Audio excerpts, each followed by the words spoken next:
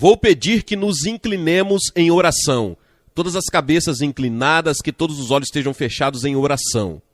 Nosso Deus e nosso Pai, oramos para que as palavras venham com grande poder e toquem todas as vidas nesta audiência esta noite no Texas. E oramos para que aqueles que precisam que seus fardos sejam aliviados, problemas resolvidos, pecados perdoados, possam encontrar todas as suas necessidades atendidas nesta noite. Pedimos em o nome de Jesus, amém. Agora, esta noite, quero que você abra comigo no capítulo 5 do Evangelho de Marcos. Capítulo 5 de Marcos. Não vou lê-lo porque é muito grande para ler. Mas vou contar a história porque é a história do encontro de Jesus com um homem possuído por um demônio. E quero falar esta noite sobre o diabo e os demônios, bruxos e bruxas. Jesus Cristo acabou de cruzar o mar da Galileia, ele estava em um barquinho e estava cansado. Agora, Jesus era divino e ele era Deus, mas ele também era humano. Ele se cansou e ficou com sede. Ele estava dormindo neste barco e veio uma tempestade, e você se lembra a história. Os discípulos ficaram com medo e disseram: Mestre, vamos morrer. Eles ficaram apavorados. E Jesus se levantou no barco e ergueu a mão e disse: Paz, fique quieto. O vento se acalmou. O relâmpago parou de piscar. O trovão parou de rugir, e os discípulos ficaram com ainda mais medo. Disseram: que tipo de homem é este que até o vento e o mar lhe obedecem? Eles ainda não haviam chegado ao pleno conhecimento de que aqui estava o mestre de todas as eras, o Rei dos reis, Senhor dos senhores, o verdadeiro Deus. Mas eles chegaram ao outro lado do mar pequeno da Galileia, e lá encontraram uma visão estranha, um homem selvagem, um homem nu, sangrando da cabeça aos pés por causa dos ferimentos auto-infligidos. O homem veio correndo e gritando. E a Bíblia diz que ele estava possuído por um demônio. Você diz agora, Billy Graham, você acredita que eles eram realmente demônios? Sim, eu acredito que haviam demônios reais nos dias de Jesus, e eu acredito que eles são demônios reais agora mesmo. Há um diabo real. Há um diabo real no mundo agora, a Bíblia ensina, e podemos ver evidências de sua obra em todos os lugares. E todos nós que vivemos a vida cristã o encontramos todos os dias, porque estamos em conflito, não com a carne e sangue, como a Bíblia diz, mas com as forças espirituais, principados, potestades e governantes nos lugares sombrios. Há um diabo e há demônios. Agora, eles podem ser mais sofisticados na América do que em qualquer outra parte do mundo, mas são demônios. No entanto, você vê, o homem tem que ter algum tipo de poder sobrenatural além de si mesmo para seguir, e muitas vezes, se ele não seguir a Deus, o verdadeiro Deus, ele irá criar um Deus ou simplesmente seguirá o diabo diretamente. Agora, o que significa Satanás na Bíblia? A palavra Satanás, que é usada tantas vezes na Bíblia, vem de uma palavra grega. E a palavra demônios vem de outra palavra, damania. E a Bíblia tem muito a dizer sobre esses demônios. Diz que eles são capazes de entrar e controlar um homem. Eles podem entrar em você e controlar você.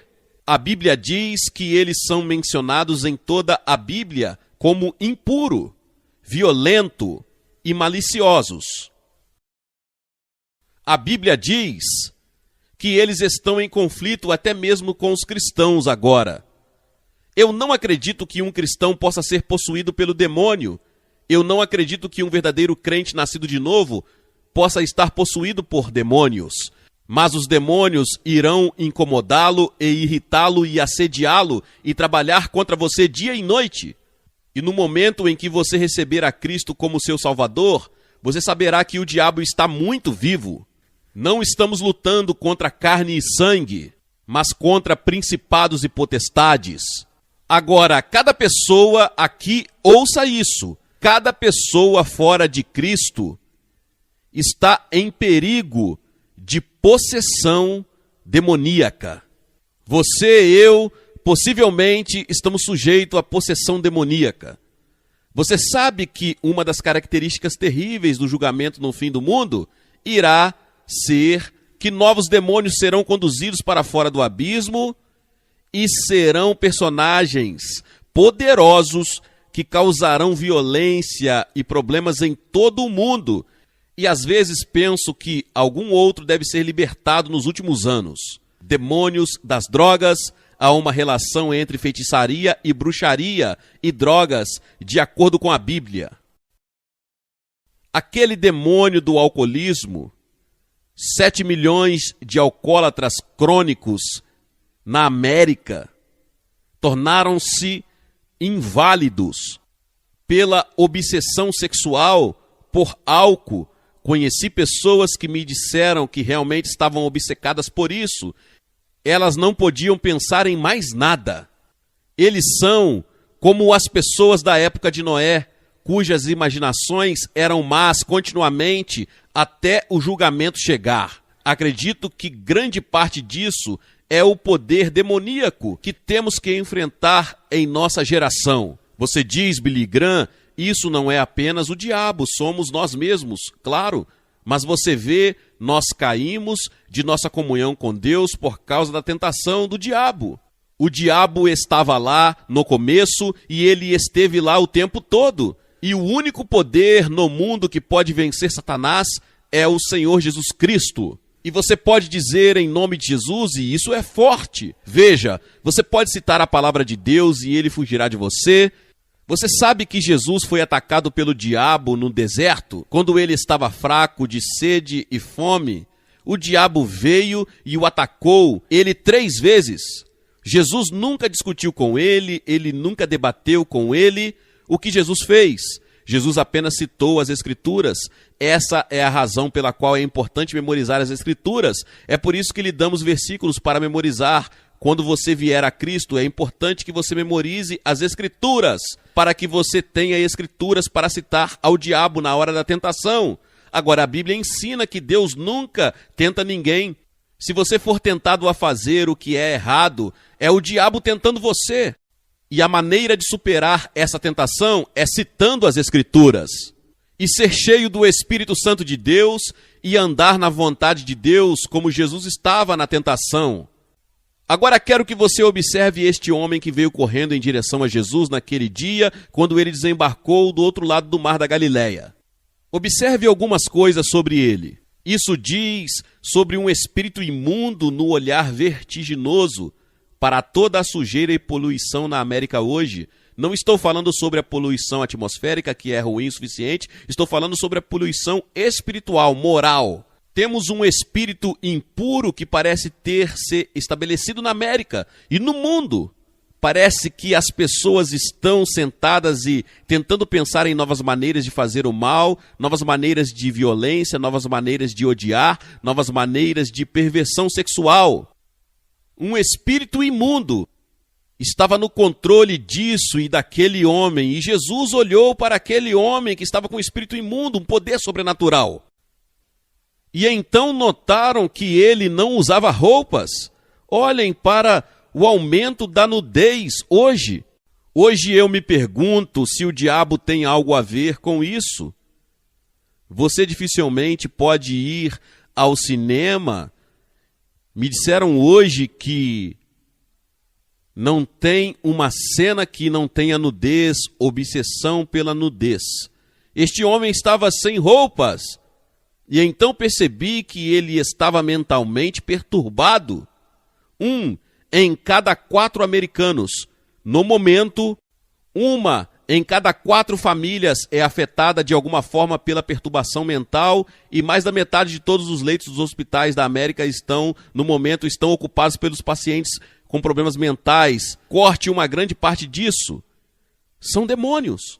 Eu não sei porque não poderia dizer que todo mundo que está em um hospital psiquiátrico tem um demônio, o que não é verdade. Muitos deles têm problemas orgânicos e problemas psicológicos que não podem ter nada a ver com demônio. Mas há muitas pessoas que estou convencido que estão sob o controle do poder e da influência de demônios que sofrem de perturbação mental. E então percebem que ele era incontrolável, ninguém conseguia controlar esse cara. Eles tentaram amarrá-lo, tentaram colocar na prisão, tentaram colocá-lo em uma instituição mental. Ele explodia tudo, tinha poderes sobrenaturais, era um homem violento. Já houve uma hora em que houve tanta violência que todo mundo quer ter paz e eles erguem um sinal de paz e todos nós acreditamos na paz, mas de alguma forma não conseguimos paz. Violência, tumultos, brigas e assassinatos. Alguns jornais de hoje em nossas grandes cidades nem publicam mais os assassinatos. Há tantos toda noite. Eles apenas os listam em algum lugar. E você pode olhar para determinado lugar e lê-lo como se fosse uma notícia comum. Quantos assaltos na noite passada, quantos estrupos na noite passada, quantos assassinatos na noite passada. Violência, violência, violência. Esta é uma característica do diabo e dos demônios. E quero dizer a vocês que não vamos impedir isso apenas com mais poder policial. Precisamos ter poder de oração e poder espiritual. Precisamos ter pessoas de joelhos orando e devemos ter um despertar espiritual neste país. E então observe que ele habitou entre os mortos. A Bíblia diz que esse sujeito viveu nos túmulos, ele viveu em um cemitério. E você sabia que a Bíblia ensina que estamos mortos em nossos delitos e pecados antes de virmos a Cristo? Seu corpo está vivo, mas sua alma, seu espírito estão mortos para Deus. Você precisa ser vivificado e poderá ser vivificado esta noite se deixar Jesus tocar sua vida. Deixe-me dizer que Jesus Cristo pode entrar em seu coração agora mesmo e levar essa culpa embora. Ele pode lavar o seu passado. Se você teve preconceito racial, ele vai tirar isso. Ele pode te dar amor em seu coração. Você quebrou a lei moral de Deus e cometeu pecado? Ele vai tirar isso, lavá-lo e dar o seu poder para resistir à tentação do diabo. E Jesus ficou cara a cara com este homem selvagem, furioso, violento, nu, sangrando. E dentro do homem, uma voz sobrenatural começou a falar e a dizer: o que eu tenho a ver com você, Jesus, filho do Deus vivo? Não nos atormente! Não atormente nós! O que eu tenho a ver com você? O homem rico diz que não preciso do evangelho porque é para os pobres. O intelectual diz, é para os trabalhadores e para os sem instruções. O homem comum diz que não consigo entender. O radical diz que não é revolucionário. Agora, o que nós temos a ver com ele? Quero dizer a você que cada um de nós tem algo a ver com ele.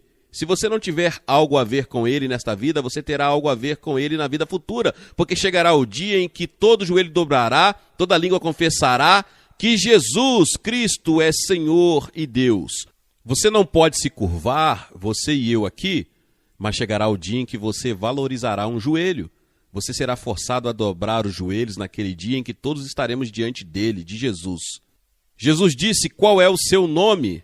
Ele não estava falando com o homem, ele estava falando com o demônio no homem. E veio a resposta: somos uma legião, somos muitos. Este homem não estava ocupado por apenas um demônio, ele tinha muitos demônios. A Bíblia diz sobre Maria Madalena que ela tinha 7 demônios. Pense em 7 demônios possuindo uma pessoa. Jesus, de repente, ordenou aos espíritos malignos. Ele disse para sair do homem. E então aqueles demônios fizeram uma oração. Agora houve 3 orações feitas naquele dia. 2 delas foram atendidas, uma não foi atendida. Observe aqui que os demônios fizeram uma oração. Eles imediatamente reconheceram Jesus. Eles sabiam que ele era o Filho de Deus. Eles sabiam que ele tinha poder sobre eles. Eles sabiam que ele poderia mandá-los para o inferno. Então eles oraram. Eles disseram: Senhor Jesus, por favor, não nos mande para o inferno. Você vê aqueles porcos lá em cima? 2.000 porcos. Nos mande para os porcos. Preferimos ir e viver nos porcos do que ir para o inferno. E você sabe o que aconteceu? Jesus atendeu a oração dos demônios. Ele ordenou que os demônios fossem para os porcos. Quão terrível deve ser o inferno Se os demônios querem ficar fora de lá e preferem viver com os porcos, e viver nos corredores, e viver como um porco. Imediatamente os porcos selvagens ficaram violentos, começaram a correr e correram de um penhasco e se afogaram no mar. E então, a segunda oração aconteceu porque todos os empresários da cidade saíram, todos os líderes da pequena cidade saíram para ver o que estava acontecendo, e lá eles viram o homem com quem eles tiveram tantos problemas, este homem violento, nu e sentado, vestido e em sã consciência, sorrindo, absolutamente transformado e mudado. Mas eles não estavam interessados nele, só conseguiam pensar nos porcos. Eles estavam mais interessados em economia do que em transformação espiritual. Então fizeram a oração mais terrível que acho que há na Bíblia. Eles disseram: Jesus, deixe-nos em paz. Vá embora. Deixe nossa cidade. Não queremos você. Você sabe o que aconteceu? Jesus respondeu à oração deles. Ele foi embora e nunca mais voltou. E é possível para você dizer: Senhor, deixe-me em paz. Você vê, o Espírito de Deus está falando com centenas de vocês aqui esta noite. Ele está deixando vocês desconfortáveis. Ele está falando com você agora. E você está prestes a dizer: me deixe em paz, Espírito Santo, não me perturbe. Não me deixe desconfortável. Não deixe minha consciência me incomodar tão profundamente. E você está prestes a dizer: me deixe em paz. Ele pode responder a sua oração. E ele nunca mais voltou. Quantas vezes na Bíblia você descobre que um homem teve uma chance e ele a perdeu? Ele teve uma hora com Deus e perdeu. Ou uma hora com Deus e ele aproveitou. Olhem para Zaqueu. Uma grande multidão estava passando por sua cidade e ele ouviu que Jesus, o famoso mestre Galileu, estava passando e entrando. E Zaqueu era um homem baixo e ele não podia ver Jesus, então ele subiu a um sicomoro e estava olhando para Jesus, e todos de repente, e Jesus parou e disse: Zaqueu, desce, eu vou para a sua casa comer com você hoje. Zaqueu pulou no chão e D.L. Moody diz que ele foi convertido no ato que caiu no chão. Ele foi transformado e mudado, e ele foi um coletor de impostos, e ele estava pegando dinheiro das pessoas sem autoridade, e ele disse a Jesus que iria devolver tudo. Ele estava se arrependendo de seu pecado e estava restituindo tudo quando conheceu Jesus. O que poderia acontecer com você? As pessoas solicitaram que Jesus fosse embora e ele foi embora. Agora outra oração foi feita. O homem que foi tocado e o homem foi curado, ele fez uma oração. Qual era a oração dele? Ele disse: Senhor, isso é maravilhoso, eu mudei, eu fui transformado, eu fui convertido, fui salvo, quero ir com você, quero morar com você, de agora em diante. Jesus disse: não.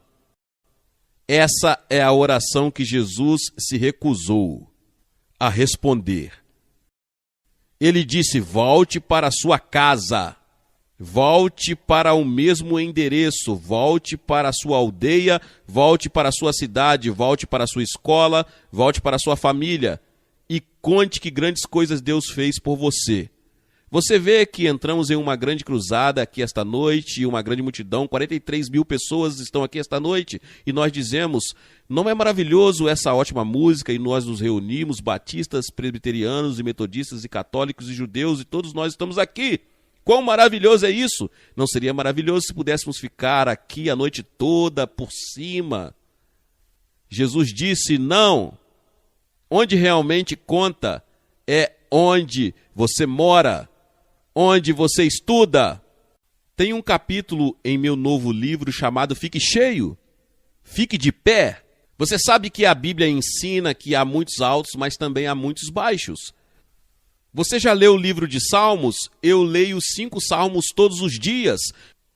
Quantas vezes o salmista estava bem no fundo, olhando para cima, há altos e baixos, mas no meio de tudo isso há o Espírito do Deus vivo para lhe dar alegria e paz. Há certos rios para o cristão que corre muito fundo. E é uma coisa maravilhosa no meio de uma depressão ter Jesus lá, porque você vê que vai enfrentar problemas, vai ter decepções, vai ter dores de cabeça, você vai ter problemas e dificuldades em sua vida, mas no meio disso a graça de Deus estará lá. Você sabe que Paulo teve uma grande aflição, não sabemos exatamente o que foi, mas ele orou 3 vezes ao Senhor e o Senhor disse: não, Paulo, eu não vou te livrar disso, mas minha graça te basta. Você pode suportar, minha graça, meu amor e minha presença estará lá. Agora, havia 3 coisas que este homem tinha depois que ele conheceu Jesus. Ele descansou. Observe que ele estava sentado. Jesus disse: venham a mim todos vós que estáis cansados e sobrecarregados, e eu vos aliviarei. Quantos de vocês estão inquietos em seu espírito esta noite? Perturbados, confusos, procurando desesperadamente por algo que lhes dê significado em sua vida e você não encontrou? Venha a Jesus e ele lhe dará o descanso que você está procurando. E então observe que ele estava vestido. Você sabe que a Bíblia diz que temos que estar vestidos com as vestes de justiça de Cristo. Muitos de vocês esta noite estão cheios de pecado e culpa. Você precisa de uma roupa nova. Na verdade, você não será aceito por Deus em seu reino até que você esteja vestido com a justiça de Jesus. E é por isso que Jesus morreu na cruz. Ele morreu para fornecer essa justiça para você e eu. Eu poderia costurar o dia todo e minha esposa poderia costurar o dia todo. Ela é uma costureira maravilhosa e faz muitas de suas próprias roupas. E quando as crianças eram pequenas, ela fazia todas as roupas, mas ela não sabia costurar bem o suficiente para costurar um manto e um terno que me caiba no céu, que foi comprado pelo sangue de Jesus na cruz. E vestido com sua justiça, vou para o céu e vou caminhar pela avenida da redenção. Não por minha causa, não por causa da minha bondade e minha justiça, mas por causa da justiça de Jesus Cristo. E então a Bíblia diz que este homem estava em seu juízo perfeito. O pecado destrói nossa mente, influencia nossa mente, distorce nossa mente. Olhamos para as coisas do ponto de vista da perspectiva errada e confundimos todos os nossos valores.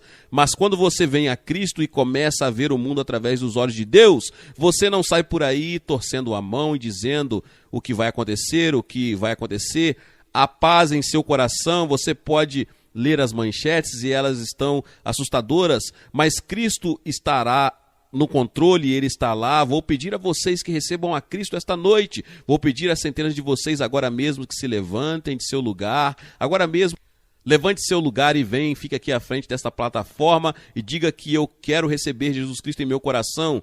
Eu quero que ele toque minha vida. Eu quero que ele perdoe meu pecado. Quero saber que vou ajudar milhares de pessoas nos últimos dias aqui no Texas, que assumirão esse compromisso. Estou pedindo que você se junte a eles esta noite e assuma este compromisso com Cristo. Depois que você vier, direi uma palavra a você, vou orar por você e lhe darei um livro. E então vocês podem se voltar aos seus amigos, se tiverem com parentes ou amigos, se tiverem em um ônibus, eles vão esperar por vocês. Vocês apenas levante-se e venha, você vai demorar alguns minutos, você que está na galeria, na parte superior, vai levar 2 ou 3 minutos para chegar. Então comece agora, vamos esperar e vou pedir às pessoas de todos os lugares que estejam em oração para que você venha a Cristo e deixe Ele transformar a sua vida e fazer de você uma nova pessoa rapidamente, agora mesmo.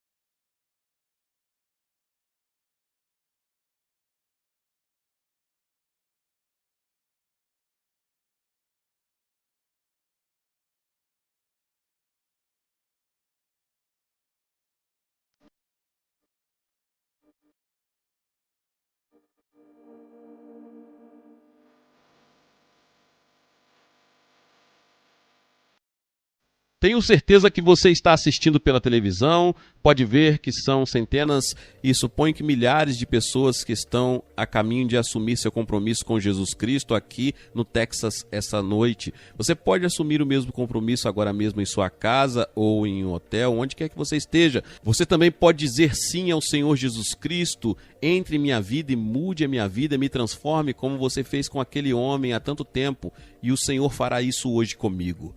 Amém. Glória a Deus, louvado seja o nome do Senhor. Que palavra poderosa. Talvez você chegou até aqui e ouviu esta palavra e ainda não é inscrito aqui no canal. Se inscreva aqui no canal e ative o sininho das notificações. Todos os dias são postados vídeos abençoados aqui no canal para te abençoar. Deixe também o seu like e não se esqueça de compartilhar esta palavra com mais pessoas. Meus irmãos e minhas irmãs, nos vemos nos próximos vídeos. Amém.